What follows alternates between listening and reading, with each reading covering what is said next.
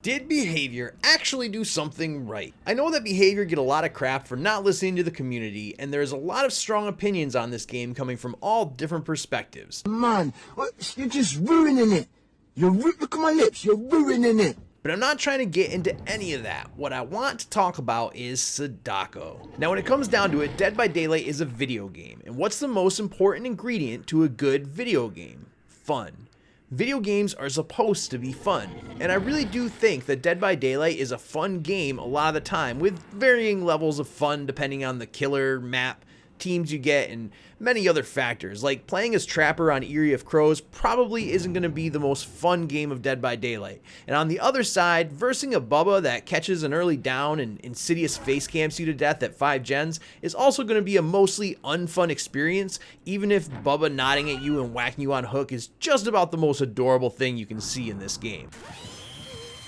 But Sadako, yes, Sadako, she might not be the strongest killer, especially because it seems like she's designed in kind of hit and run playstyle, what with her insane mobility through her TVs and, like I said, no anti-loop. But hit and run? Really? In this economy? But that doesn't mean she isn't fun.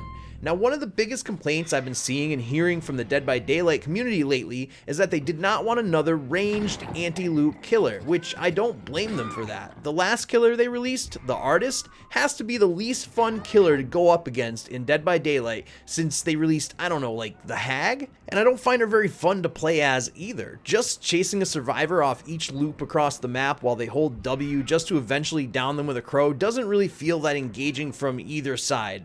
Right? Can we agree on that? Now, Huntress, in my opinion, is a really fun ranged killer, so it can be done right. But getting caught out of position by a trickster and getting downed in 6 seconds to a dozen knives in your back just feels awful for the survivor. And on the killer side, Trickster isn't even that strong of a killer. Like, if you don't catch somebody out of position, good luck with getting it down. And also, your map pressure as Trickster is non-existent. So Behavior finally listened and made a killer that has no anti-loop ability, and guess what?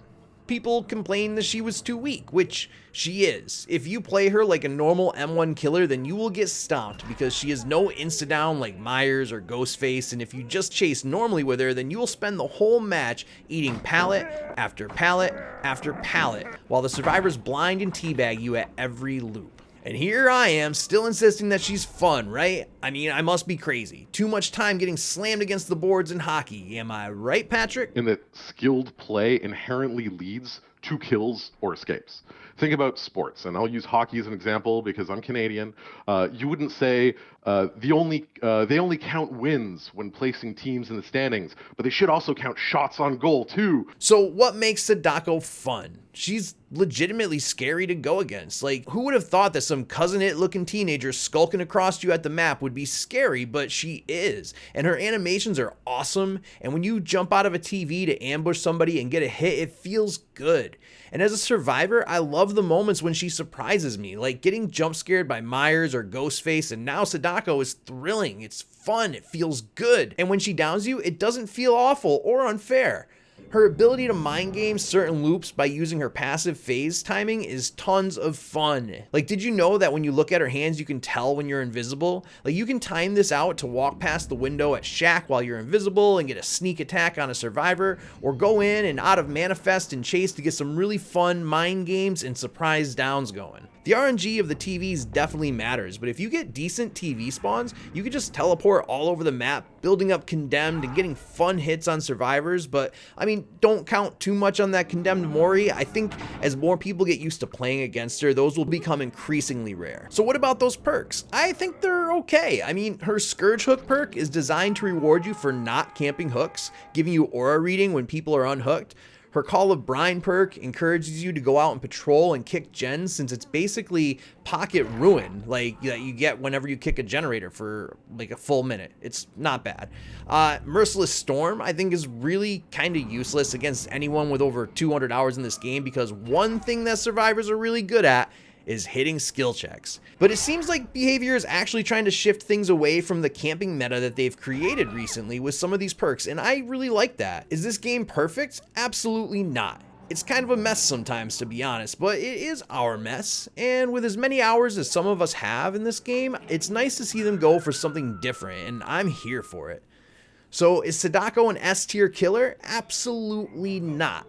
But she is definitely F tier, and in this case, F stands for fun, and that just might be the dumbest and corniest thing I think I've ever said on this channel. But Sadako, right? Should you buy her? I say yes. I like killers that have interesting designs and mechanics, and it also goes to show that behavior is actually listening at least a little, and also for the last couple days, cheaters have been on the decline, so looks like they did something there, so I guess temporary dubs all around. You know, even if it's temporary though, it shows they're trying. So thanks, Behavior, for not making another boring anti-loop killer. And I really think that if you left this game after MMR or for some other reason, maybe check out Sadako. I think she's worth playing. Just don't try to run her like a normal killer because, like I said, you'll just be eating pallets all match. I just wanted to make this video real quick just to try and give my initial feelings here on Sadako after I've been playing her for a few days. I hope you enjoyed it. If you like the content here, there's tons more to check out. Please leave me a like if you enjoyed the video. Subscribe if you think I've earned it. Stay happy, healthy, sexy, and safe, and I will see you next time.